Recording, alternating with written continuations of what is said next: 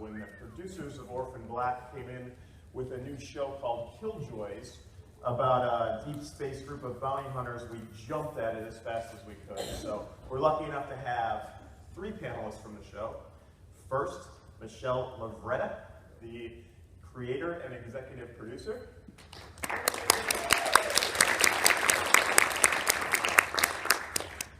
Aaron Ashmore.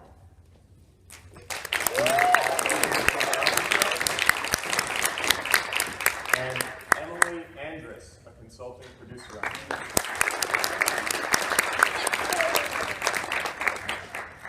And we actually have a brief little clip we're going to show you. But they clearly haven't seen it. Michelle, why don't you kick us off? Tell us a little bit about how this show started, how the genesis of it. The show kind of originated basically me trying to figure out what I wanted to see. I find that's kind of a helpful way to create things. And it began a little bit from, I guess, Vampire on Wii. I've done a lot of fantasy and really enjoy it, but I was interested in getting into other areas of the spec fiction world. And I thought having fun in space was something that was long overdue, and that's basically something that Killjoys offers. A lot of fun, a lot of space. Great. And Aaron, can you contrast this role with Steve Jinks from Warehouse 13? I could try to. Yeah.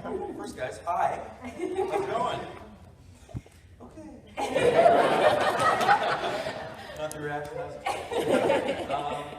Yeah, I mean, I think that there's a lot of similarities, but there's also a lot of differences. I think that Steve sort of, because of his abilities, and he was very reserved and sort of had a lot of walls up. And I think that John is sort of the opposite of that. He sort of wears his heart on his sleeve, and he's very direct, and he's very out there. And I think Steve was the butt of a lot of jokes because he was so buttoned up and serious. And I think that John is the first one to make a joke and sort of, you know, keep it light and fun. So I think that I could ramble on for a long time, but I'm sure you don't need that. But there's a lot of similarities, but there's also some really, really big differences. So it's exciting for me to get to play a brand new character that I'm very excited about. Yeah, exciting to watch too. So let me open it to the room. Questions?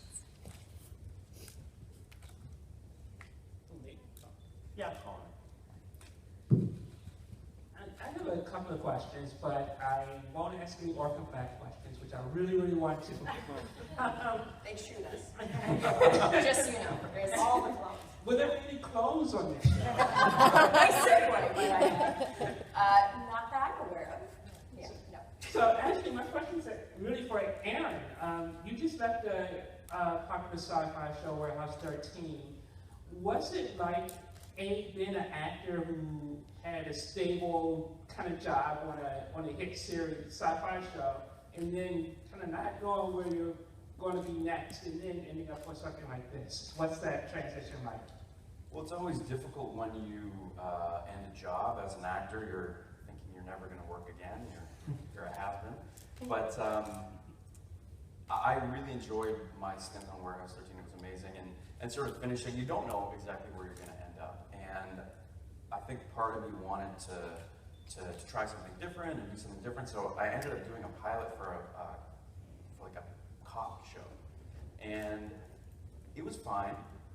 It didn't end up getting picked up, and then when this show came along, started doing it and realized, like, why does anybody want to do anything other than sci-fi or fantasy or something? Because it's so much more exciting and fun to do something like this.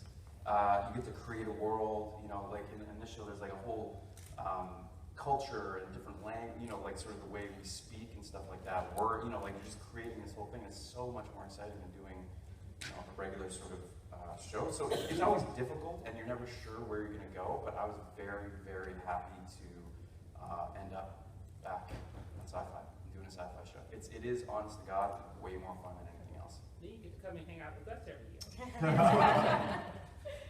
Yeah, plus you get the benefit of this one still has sort of a criminal cop show kind of element. Well, that's actually sort of, there is a sort of a procedural element in the fact that we get warrants for these bounties basically at the beginning of every show, and then we have to fulfill that.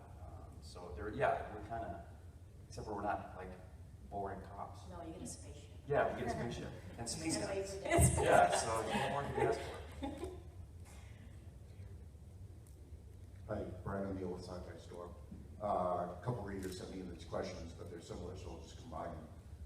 First, can you give us a brief description of each of your characters, and also what drew you to that particular character? Do you want to talk about the characters a little bit? Yeah. Thank you. We have 3 leads on Killjoys. We have Dutch, who is, she comes, I have to be careful because when I say she was a child killer, people think that was, she doesn't kill children. She was a dark show. She was a child who had her roots in assassination, learning her skills, and so she comes to our world slightly damaged and trying to sort of put her backstory to rights. Davin is John's brother. John is Aaron. Played by Yes, played. And the 2 brothers have been estranged. So John and Dutch have been partners for about 6 years when John's estranged brother Davin comes back into the fold. And it sort of mixes up what had otherwise been a really solid duo and forces them to sort of navigate how to become a trio.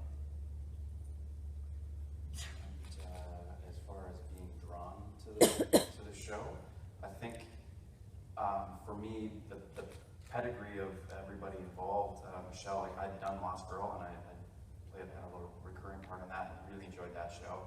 And also, Temple Street, the guys from Orphan Black. I mean, those are 2 very successful, interesting shows. So when you hear that those people are getting together to do something, it automatically piques your interest. Also, when I first auditioned for the show, I hadn't read the script, but there was a scene that, like very sort of preliminary auditioning things. And I remember just reading the scene and playing the scene and being like, oh, I think I want to do this. And then when I got the first script and got a chance to sort of read stuff, I was like, oh yeah, this is definitely going to be good. But when you read one scene and there's so much going on and the tone of it is so much fun and there's so much going on that you're onto something, and that doesn't happen often. So even from the very beginning, I was very excited to. No, you don't know this, I don't think. But when I did that Bible, sometimes when you're doing a Bible to sell your show, you sort of give a visual of what you're thinking in terms of the actor, not that person per se, but kind of their persona, their energy, what they might bring. You were John. Really? You were John. She's saying we used your photos. God, I hope I'm not disappointed. No, it's amazing. It's amazing. It kind of exceeded everything. So that's Oh, awesome! Wow.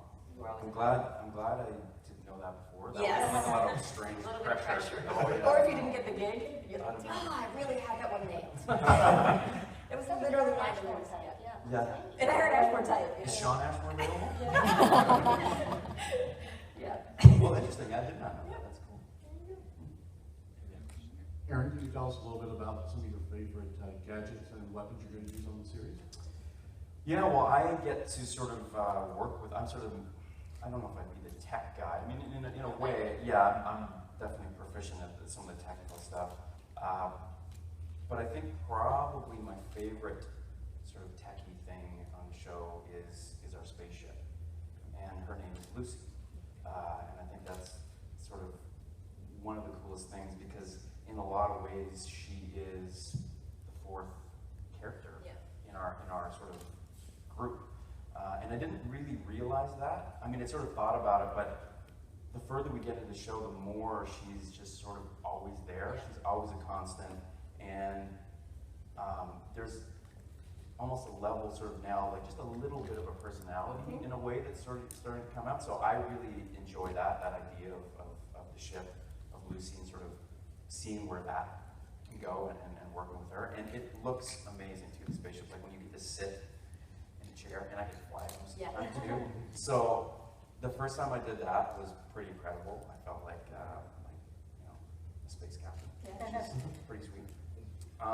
We also have a lot of amazing weapons that we get to use, and you can tell that they're guns. They look like that, but they're sort of modified to look slightly futuristic and a little bit different. So that's pretty amazing. All that stuff. And again, I don't want to give too many story points away and stuff. But there is lots of sort of futuristic little toys and gadgets that we get to play with every episode. There's something new. Yeah. And I think what's really cool is that it is futuristic in a way, but it's not so far out of the realm of possibility that it does, on some level, still feel grounded, which is fun to work with because then it's a little bit easier to sort of relate to and use. So yeah, it is constantly really cool stuff. But the ship, it's all about Lucy. You're biased because you're Lucy's favorite. Well, Yeah. it's my sweetheart. Yes. Well, it actually looks like, based on the Hi, clip. Aaron. Hey, how are you? Good, how are you? Good to see you.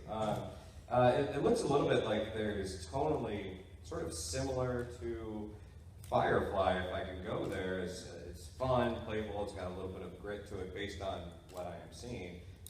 Would that be a pretty fair comparison? And also, how much badassery is involved in the show? Is there a high level of badassery? All of it. We're Just definitely all of it. badass. What do you got? We're definitely full of badassery. I'm not a Firefly expert, so I don't want to sort of make a running list of differences. I think that tonally, I think you're right. I think they definitely sort of live in a neighborhood. They have a similar personality because they both have fun. And I think the main difference would be we aren't at all Western, and also that I think a lot of shows are driven basically by their protagonists, and I think that Mal, who from everything I've seen is an amazing character, is still very different from our Dutch, who is a young female who is sort of full of the badass, but in a very distinctive way. And we, Killjoys basically are a hybrid form of law enforcement.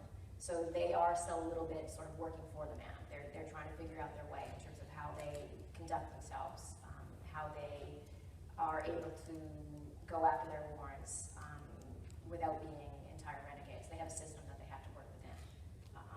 And I think that those are probably some of the cardinal differences. But I think Firefly fans who often email me will enjoy this show. So if you could all print that, give them something else to think about, that would be great. Can you give us a little sneak preview of the types of worlds and alien environments you guys are going to be visiting, and what's been your favorite so far, or one that fans should look forward to encountering? And are you going to have any recurring aliens as well? Sorry, what was the last part? Are you guys going to have any recurring aliens? Well, we don't have aliens. Our world is basically the area that we're exploring is one called the Quad, and this is who our Killjoys, or rather where our Killjoys sort of conduct themselves. The Quad is one planet called Bresh and her 3 moons, and most of our stories are between 2 of her colonized moon and Bresh herself. So there's a lot of recurring characters that we have within there, but it's a human colonization, by and large. By and large. Yes. Hi guys. Curious, what do you feel it will be about the series that will resonate well with viewers? And also, what was one of your biggest challenges putting everything together? Oh, I'm sorry. What was one of your biggest challenges putting everything together? I think the biggest challenge for me, basically, first I did it with Succubus, and now I've done it with Space, is coming up with something that you're like, oh, maybe they'll make that. But really, the fact that they're actually going to say, yes, you can have these toys that you want and play with them is always the biggest challenge, is trying to find the people that are willing to do that, and the excellent partners that you sort of end up with going on that journey. I think the other part that was hard for us was finding our cast. I think that's always the most difficult and most crucial ingredient, obviously, and the synergy I think that you guys have. The fact that you have to play, I mean, you're a twin, so that might help, but having to play a brother instantly, and having to, mine all that emotional stuff, the fights that you guys have, and the chemistry that you have with Hannah's Dutch. That's something that you never really know, because while you're going through this audition process, you don't really get a lot of time with the 3 of them together until you're up and running. And that was, I think, a really, really lovely surprise that in the casting process, the interesting thing was, for some reason, I was like, I know Luke is gonna get this part. Like, to me, like, I just saw, I was like, Luke is this guy. Like, I just, even in the waiting room when I saw him, I was like, yeah. Yep. And then I saw him read the scenes, because we read all the scenes together. I was like, yeah, he's definitely, he's the one. And the interesting thing was, for Hannah, I actually didn't end up reading with Hannah because What was that thing you did that day? I was going to a convention in Australia, I think, that day. No, I think that was the day you got married.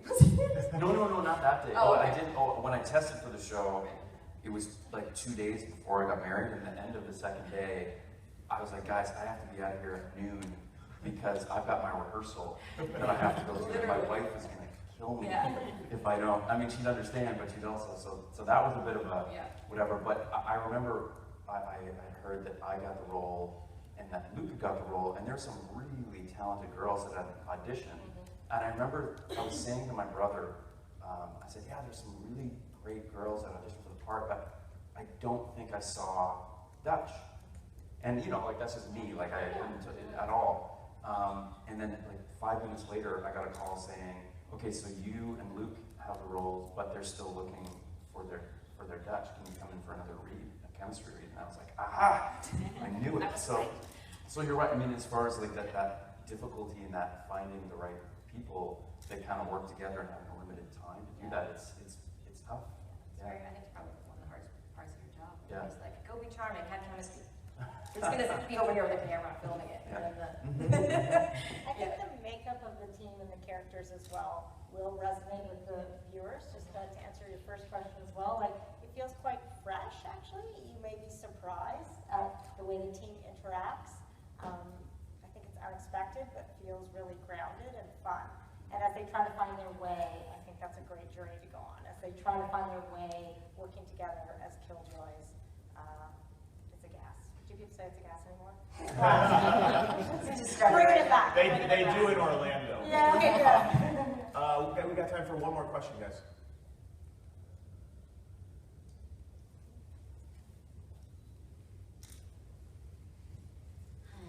Hi. Orphan Black and Lost Girl both have strong female characters, and this show seems to kind of be going in that way. Can you talk a little bit about how we have great, strong female characters on television and how this show can play a role into that? I think that that's sort of one of the things that I've always loved about genre or spec fiction is you get to go places that you don't normally get to go, obviously, in your life and sort of experience nothing but endless possibilities. But a lot of times those stories are told through a very similar, confined lens. The protagonist sort of looks the same, sounds the same a little bit. And for me, while I enjoy watching that stuff, when the voices come out of me, I prefer a character that maybe might have been the sidelines of a different show, that I can now see what is their world like, what is their experience like. Often I've done that through a female, and for me what's important is just a lot of what I've ended up doing with these two shows so far is sort of focusing on second families. You know, what it is like when you've left that and you've made your own new home, whether, you know, for some people it might be their college show. For me it ends up, you know, with Faye or Space, but it's trying to see what it's like to form that unit. And I think when you put somebody like a Bo or a Dutch in the middle of that, you're telling I think you're telling a different story than you would tell if it was sort of a more expected lead. So I think we are living in an era right now, obviously, or have been enjoying this for quite a while, where we're getting a lot of strong female protagonists that aren't just tough, because that's hot, and I'm all about that, but also are able to just be real and have fun and screw up. And I'm really, really invested in the relationship that Dutch has with John because it's platonic. And I love the idea of not having a triangle. We have what I would refer to as a relationship triangle in the sense that this is a partnership that has now changed and is evolving. But it's not a sexual triangle, it's not a love triangle. They're not two brothers fighting over the same girl. They're fighting over the fact that that is John's primary partner. He's earned this, and now the brother is coming in and sort of causing tensions. Stepping on my toes. He's stepping on your toes, getting a little bit in your area. But the fact, I'm really interested in having this team of equals between John and Dutch, who happens to be female, but is and what it's like for the two of them, you know, navigating that relationship without the usual sort of sexual forays, perhaps, which they get with other people. All right, great. Thank you guys, and thank you for all the questions.